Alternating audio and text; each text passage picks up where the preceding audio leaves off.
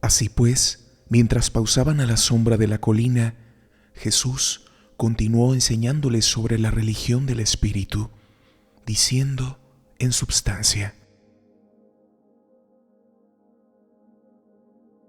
Habéis salido de entre aquellos de vuestros semejantes que se quedan satisfechos con una religión de la mente, ansían la seguridad y prefieren el conformismo. Habéis elegido cambiar vuestros sentimientos de seguridad autoritaria por la seguridad del espíritu de fe progresiva y aventurosa. Habéis osado protestar contra la esclavitud abrumadora de la religión institucional y rechazar la autoridad de las tradiciones registradas que ahora se consideran la palabra de Dios. Nuestro Padre, en efecto, habló a través de Moisés, Elías, Isaías, Amós y Oseas, pero no cesó de ministrar palabras de verdad al mundo cuando estos profetas de la antigüedad dejaron de pronunciarlas. Mi Padre no hace acepción de razas ni de generaciones, no vierte la palabra de la verdad sobre una era y se niega a concederla a otra. No cometáis la locura de llamar divino a lo que es completamente humano, y no dejéis de discernir las palabras de la verdad que no vienen a través de los oráculos tradicionales de la supuesta inspiración. Os he llamado para que renazcáis, para que nazcáis del Espíritu. Os he llamado de las tinieblas de la autoridad y de la letargia de la tradición a la luz trascendental de la comprensión de la posibilidad de hacer por vosotros mismos el más grande descubrimiento posible para el alma humana, la excelsa experiencia de encontrar a Dios por vosotros mismos, en vosotros mismos, de vosotros mismos, y de hacer todo esto como un hecho de vuestra experiencia personal. Así pues, podréis pasar desde la muerte a la vida, desde la autoridad de la tradición a la experiencia de conocer a Dios. Así pasaréis de las tinieblas a la luz, de la fe racial heredada a una fe personal alcanzada por experiencia real.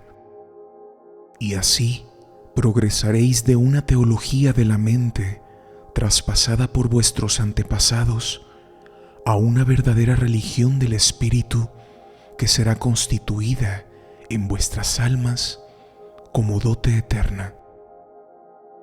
Vuestra religión cambiará de la mera creencia intelectual en la autoridad tradicional a la experiencia real de esa fe viviente que es capaz de alcanzar la realidad de Dios y todo lo que se relaciona con el Espíritu Divino del Padre. La religión de la mente os vincula sin esperanzas al pasado. La religión del Espíritu consiste en la revelación progresiva y os llama constantemente a alcances más altos y santos, en ideales espirituales y en realidades eternas.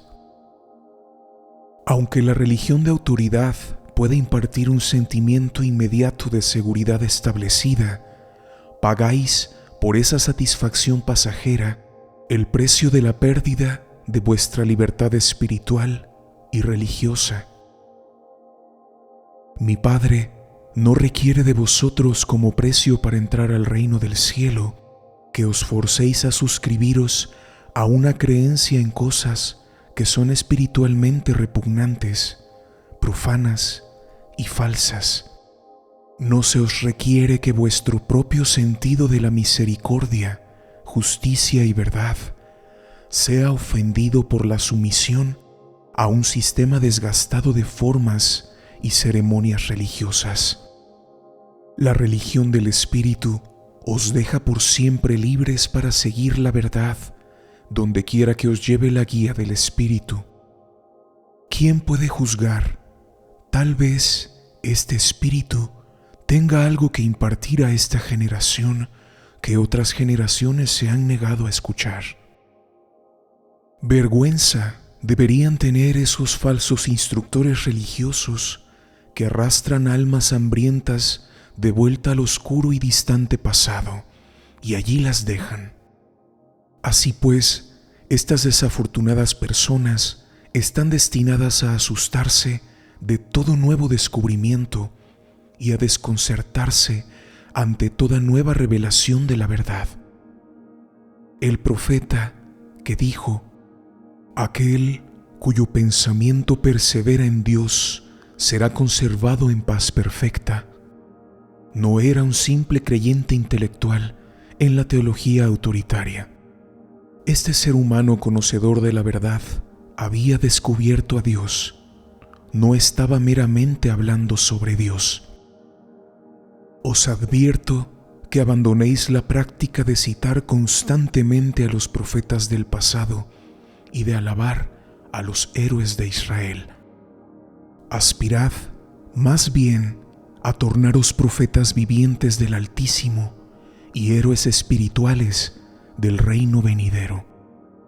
Honrar a los antiguos líderes conocedores de Dios indudablemente puede ser algo que vale la pena, pero ¿por qué, al hacerlo, debéis sacrificar la experiencia suprema de la existencia humana? Encontrar a Dios por vosotros mismos y conocerle en vuestra propia alma. Cada raza de la humanidad tiene su propio enfoque mental sobre la existencia humana. Por consiguiente, la religión de la mente siempre debe ser fiel a estos varios puntos de vista raciales. Las religiones de autoridad no pueden jamás llegar a la unificación. La unidad humana y la hermandad de los mortales pueden ser alcanzadas tan solo por la superdote de la religión del espíritu y a través de esta. Las mentes raciales pueden diferir, pero la humanidad toda está habitada por el mismo espíritu divino y eterno.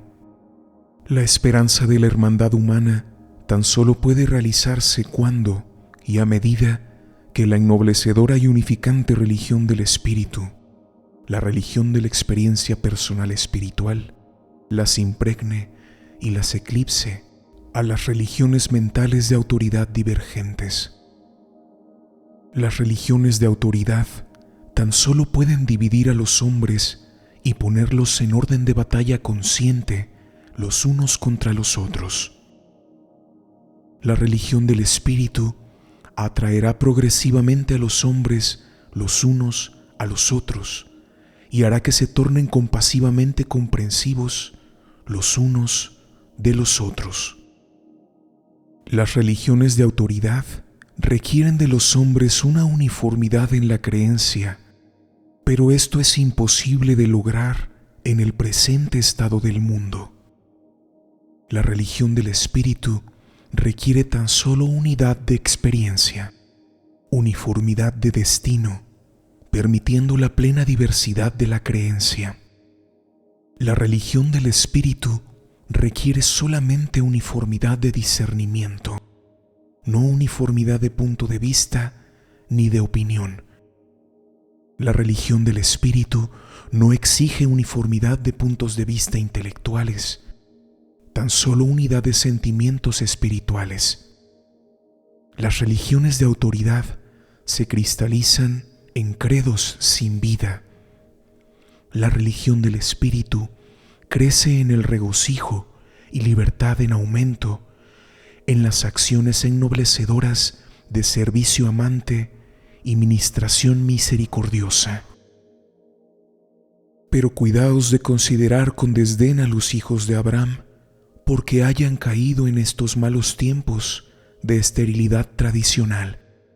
Nuestros antepasados se dedicaron de lleno a la búsqueda persistente y apasionada de Dios, y lo encontraron como ninguna otra raza humana lo ha conocido desde los tiempos de Adán, quien mucho sabía de todo esto, puesto que él mismo era hijo de Dios. Mi padre no ha dejado de apreciar la larga e incansable lucha de Israel por encontrar a Dios y conocer a Dios desde los días de Moisés. Durante largas generaciones, los judíos no han dejado de trabajar, sudar, luchar, penar y soportar los sufrimientos y experimentar las pesadumbres de un pueblo despreciado y mal comprendido. Todo ello para acercarse un poco más al descubrimiento de la verdad sobre Dios. A pesar de todos los fracasos y errores de Israel, nuestros antepasados, desde Moisés hasta los tiempos de Amós y Oseas, revelaron cada vez más para todo el mundo una imagen cada vez más clara y más verdadera del Dios eterno. Así pues, fue preparando el camino para la revelación aún más grande del Padre que vosotros habéis sido llamados a compartir. No olvidéis jamás que hay tan solo una aventura que es más satisfactoria y emocionante que el intento de descubrir la voluntad del Dios vivo, y esa es la experiencia suprema de tratar honestamente de hacer la voluntad divina. No dejéis de recordar que la voluntad de Dios puede cumplirse en cualquier ocupación terrenal. No hay unas vocaciones que sean santas y otras que sean seculares. Todas las cosas son sagradas en la vida de los que son conducidos por el Espíritu, o sea, subordinados a la verdad, ennoblecidos por el amor, dominados por la misericordia y controlados por la ecuanimidad, la justicia. El Espíritu que mi Padre y yo enviaremos al mundo es no solamente el Espíritu de la verdad, sino también el Espíritu de la belleza idealista. Debéis dejar de buscar la palabra de Dios tan solo en las páginas de los viejos libros de la autoridad teológica. Los que han nacido del Espíritu de Dios, de ahora en adelante, discernirán la palabra de Dios, sea donde fuere que ésta parezca originarse. La verdad divina no debe ser desechada porque el canal de su transmisión sea aparentemente humano. Muchos de vuestros hermanos aceptan la teoría de Dios con la mente, pero espiritualmente no consiguen comprender la presencia de Dios. Esta es justamente la razón por la cual tan a menudo os he enseñado que el reino del cielo puede ser comprendido mejor si se adquiere la actitud espiritual de un niño sincero. No es la madurez mental del niño la que os recomiendo, sino más bien la simpleza espiritual de un pequeño que cree con facilidad y confía plenamente. No es tan importante que conozcáis el hecho de Dios como que crezcáis cada vez más en la habilidad de sentir la presencia de Dios. Cuando empecéis a encontrar a Dios en vuestra alma, pronto comenzaréis a descubrirlo en el alma de otros hombres y a su debido tiempo en todas las criaturas y creaciones de un poderoso universo. Pero, ¿qué oportunidad tiene el Padre de aparecer como un Dios de lealtades supremas e ideales divinos en el alma de los hombres que dedican poco o ningún tiempo a la contemplación reflexiva de estas realidades eternas? Aunque la mente no es el asiento de la naturaleza espiritual, es, por cierto, la compuerta. Pero no cometáis el error de tratar de probar a otros hombres que habéis encontrado a Dios. No podéis producir conscientemente tal prueba válida, aunque existen dos demostraciones positivas y poderosas del hecho de que conocéis a Dios. Estas son los frutos del Espíritu de Dios que se muestran en vuestra vida rutinaria diaria. El hecho de que todo el plan de vuestra vida ofrece una prueba positiva de que habéis arriesgado sin reserva todo lo que sois y tenéis en la aventura de la supervivencia después de la muerte, en perseguir la esperanza de encontrar al Dios de la eternidad, cuya presencia habéis saboreado por anticipado en el tiempo.